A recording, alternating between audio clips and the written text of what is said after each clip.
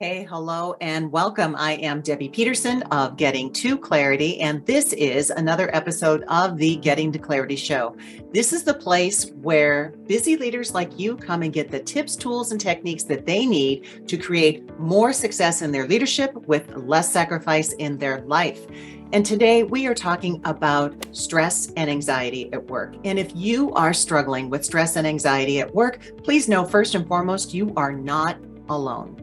So the American Psychological Association says that workplace stress is on the rise. Nearly a quarter of adults are reporting that their job is either very or extremely stressful. So the American Psychological Association 2021, I was looking for more recent data, but the 2021 Work and Wellbeing Report said that nearly 6 in 10 people are reporting negative impacts as a result of work-related stress. That's about 60% of the people.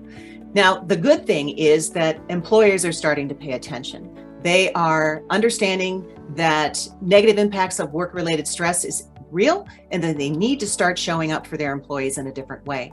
Because if you're carrying around stress and anxiety, especially long-term, this can have impacts on your body like heart disease or high blood pressure, all kinds of cardiovascular issues, stroke, depression, gastrointestinal issues, and more. So stress is definitely not healthy for you. And if your job is causing you undue stress and anxiety, then, let's talk about some things that can help you relieve some of that stress and pressure. So I want to give you 3 tips that I go to in dealing with stress and anxiety because everybody does deal with it.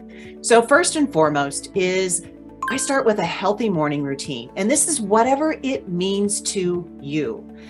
Some options for a healthy morning routine is starting that day off on purpose, okay, with intention. So you could do meditation. And meditation doesn't mean that you have to sit quietly and clear your mind of all things. You could do a guided meditation. Meditating could just be sitting outside with a cup of coffee or a cup of tea and just being quietly present. Starting your day off with exercise. So what is the exercise that fuels you and making time for that to start your day on the right foot? Just even being outside in nature has a way of clearing some of the burdens that we carry. One of my most favorite things to do, starting my morning with a healthy routine, is getting to water. So water is something that can naturally help you release the emotions that you may be carrying, any stress and anxiety. It could be even as simple as setting an intention. So any one of these tips, you don't have to do them all, but pick one and be consistent with it, because it's not what you do some of the time, it is what you do all of the time. So figure out and start building that healthy morning routine. So that's your first tip. The second tip I have for you is to really think about what it is that you want instead. So here's how your unconscious works. Whenever you are going in the wrong direction, it gives you a sign. And that's what stress and anxiety is. So stress and anxiety is a future-based fear. So you're afraid of something that hasn't even happened yet. It's not anything that's happened in the past. It's something that hasn't even happened, and you've got fear around it. And the reason that you feel that anxiety is because it's a sign from your unconscious to say, woohoo, wait a minute. You are not focusing on what you want. As a matter of fact, you are focused on what you don't want to have happen. And that's really not where you need to put your energy and your resources. You want to put it into what you do want to have happen. So what do you want to have happen instead? If you are worried about, that you won't get the job, you're worried about all the things that could happen in the interview that you won't get the job. Well, what do you want to have happen instead? You want to focus on slaying it in the interview, being articulate, showing up in a positive, confident way. That's what you want to put your energy and your resources into. Maybe you're worried about a mistake that you made. All right, water under the bridge. If you've made the mistake, it's already happened. So focusing on what you want instead could be acknowledging, forgiving yourself for making the mistake, but then also acknowledging that you know what you did, you know what you would do differently, right? So what is it that you learned from making the mistake, and what would you do differently as a result? So that's a way to refocus your energy when making a mistake. Maybe you're worried about making a presentation, anxious about the presentation. What is the best case scenario of you showing up in this presentation? What if the world was perfect? How would you show up in this presentation? Focus on that.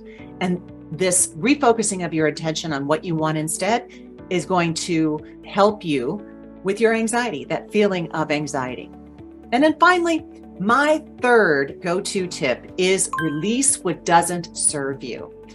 And one of the best ways to reduce stress and anxiety is to release all of these things that we're carrying around that no longer serve us. It could be letting go of unrealistic expectation. If you have perfectionistic tendencies, then, pay attention to that and let's re-examine your expectations. You could forgive yourself for past mistakes. And another thing that I do in this category is actual mental and emotional release work. So for me, I use guided meditations from my HUNA studies, and I have set up a playlist for my clients, and I'd love to share that with you if this is something that you would like to do. It is an experiential meditation that you use. It guides you through the process of releasing the heaviness that you are carrying around, the stress, the anxiety. And you can go grab that playlist at www.clarityrelease.com. That is where you go to grab that. So by releasing the things that are weighing you down, you can make more space for positivity, for productivity, for thoughts that are more pleasant and make you feel better. So if you're struggling with stress and anxiety, try implementing some or all of these tips. And with a little repetition, remember, practice makes permanent, you can start to feel calmer and more relaxed in your job, in your leadership, and in your life. So until the next time, here is wishing you all the clarity that you deserve. Bye-bye and have a great day. Hi, Debbie Peterson here. I hope that you're enjoying this video. Make sure that you leave a comment below if you have any questions or if there's a topic that you would like to have me cover.